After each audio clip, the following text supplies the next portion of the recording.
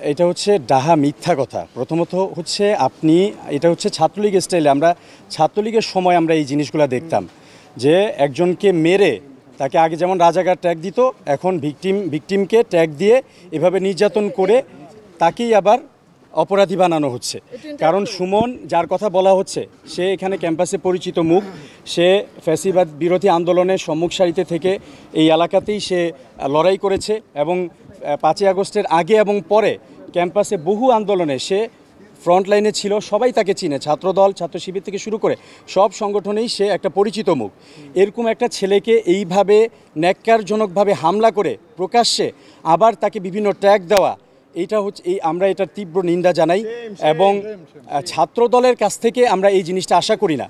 ছাত্রদলও আমাদের ফ্যাসিবাদ বিরোধী আমাদের যে যুদ্ধ ছিল সেই যুদ্ধে তারা আমাদের সাথী ছিল, আমরা একসাথেই যুদ্ধ করেছি এবং স্বাধীন বাংলাদেশে জুলাইয়ের প্রতিশ্রুতি হচ্ছে যে যেই দলই করুক না কেন তারা তাদের নিজেদের মতো স্বাধীনভাবে তাদের রাজনৈতিক চর্চা করতে পারবে, কিন্তু শিক্ষাঙ্গনে আবার ছাত্রলীগ স্টাইলে সন্ত্রাস করা এবং তাদেরকে আটকে রেখে নির্যাতন করা, যেগুলো আমরা ইতিমধ্যে সিসিটিভি ফুটেজে দেখতে পেয়েছি, প্রমাণ পেয়েছি যে প্রিন্সিপাল ম্যামের রুম থেকে প্রিন্সিপাল ম্যাম নিজে বসে থেকে দেখেছেন যে তার রুম থেকে তার রুমের সামনে থেকে টেনে নিয়ে এবং এই জায়গাগুলো দিয়ে যেখানে আপনারা সংবাদ সম্মেলন করছেন এই ক্যাম্পাসের ভিতর দিয়ে তাকে টেনে হিঁচড়ে নিয়ে গিয়ে তাকে রাস্তায় ফেলে নির্মমভাবে তার বুকের উপর লাথি মারা, তার ঠোঁট মাথা থেতলে দেওয়া এবং এখনও সে হাসপাতালে ভর্তি আছে। পুলিশ দেখেছে, পুলিশ এসে তাকে এই অবরুদ্ধ অবস্থা থেকে উদ্ধার করতে হয়েছে।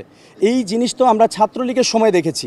এই স্বাধীন বাংলাদেশে আবার ন্যাক্কারজনকভাবে আজকে ছাত্রদল যেটা করলো সেটার জন্য তাদের লজ্জিত হওয়া উচিত এবং তাদেরকে আমরা বলবো যে তাদের নেতৃবৃন্দ এই ধরনের অন্যায়কে তারা যদি প্রশ্রয় দেয় তাহলে তার মানে হচ্ছে তারা স্পষ্টভাবে জুলাইয়ের আমাদের এই চেতনার সাথে তারা বেইমানি করেছে, গাদ্দারি করেছে।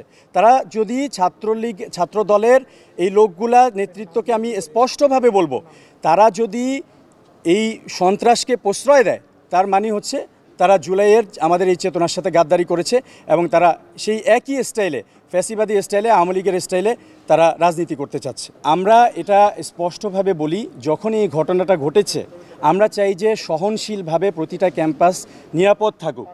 আমাদের সহযোদ্ধার উপর এভাবে হামলা হওয়ার পরেও আমরা আইনগতভাবেই এটা নিয়ে এগিয়েছি, এখানে পুলিশ এসেছে এবং আমরা সিসিটিভি ফুটেজগুলো পেয়েছি এবং এখানেও একটু বলে রাখি যে ফ্যাসিবাদ যে এখনও বিভিন্ন জায়গায় বসে আছে তার প্রমাণ হচ্ছে আমরা যখন এখানে এসেছি আমরা বলেছি সিসিটিভি ফুটেজগুলো আমরা দেখতে চাই। আমাদের সাথে প্রশাসনের লোকজন ছিল, কিন্তু তারা প্রথমে আমাদেরকে বলেছে যে এখানে সিসিটিভি ফুটেজগুলো ওই জায়গাগুলোতে নাই, তারা সম্পূর্ণ অস্বীকার করেছে। এরপরে আমরা যখন নিজেরা গিয়ে দেখিয়েছি যে এই জায়গাগুলোতে হামলা হয়েছে এবং এখানে অসংখ্য সিসিটিভি ফুটেজ ক্যামেরা দেখা যাচ্ছে, এরপরে তারা বলেছে সিসিটিভি ক্যামেরা আছে কিন্তু সেই ফুটেজগুলো নাই। আমরা দেখলাম যে এখানে প্রায় 90টা ক্যামেরা ছিল, কিন্তু সেই 90টা ক্যামেরার মধ্যে যেই 6-7টা ক্যামেরায় ফুটেজগুলো ছিল যেখানে হামলাগুলো হয়েছে সেই ক্যামেরাগুলো আমরা দেখছি যে বন্ধ অথবা তারা বলছে নষ্ট।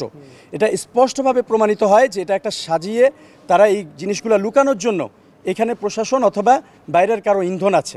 প্রশাসনের সহযোগিতা আমরা পেয়েছি, প্রিন্সিপাল ম্যামও আমাদেরকে সহযোগিতা করেছেন, কিন্তু আমাদের প্রশ্ন এই যে একটা হামলা হওয়ার পরেও এই সিসিটিভি ফুটেজ গায়েব করে দেওয়ার যে চেষ্টা, অপরাধীদেরকে বাঁচানোর চেষ্টা, সেটা এখনও কারা করছে? তেজগাঁও কলেজ থেকে এই ধরনের ফ্যাসিবাদের দোসরদেরকে অবশ্যই প্রতিহত করতে হবে, তাদেরকে ধরে বের করে তাদেরকে শাস্তির আওতায় আনতে হবে। আপনারা যে সেই বুয়েটের শহীদ আবরার ফাহাদকে যখন হত্যা করা হয়েছিল তখনও কিন্তু ওই ফ্যাসিবাদের প্রেতাত্মারা তারা সিসিটিভি ফুটেজগুলো লুকানোর চেষ্টা করেছিল, তারা মুছে ফেলার চেষ্টা করেছিল। আমরা সেই একই স্টাইল এই তেজগাঁও কলেজেও দেখতে পাচ্ছি যে এইখানে সিসিটিভি ফুটেজ যেটা হচ্ছে আলামত, সেই আলামত তারা গায়েব করে দেওয়ার চেষ্টা করেছে। এখানে যারাই জড়িত আছে আমরা আমাদের প্রশাসনকে আহ্বান জানাই দ্রুত ব্যবস্থা নিয়ে যাতে এই দোষীদেরকে শাস্তির ব্যবস্থা করা হয়।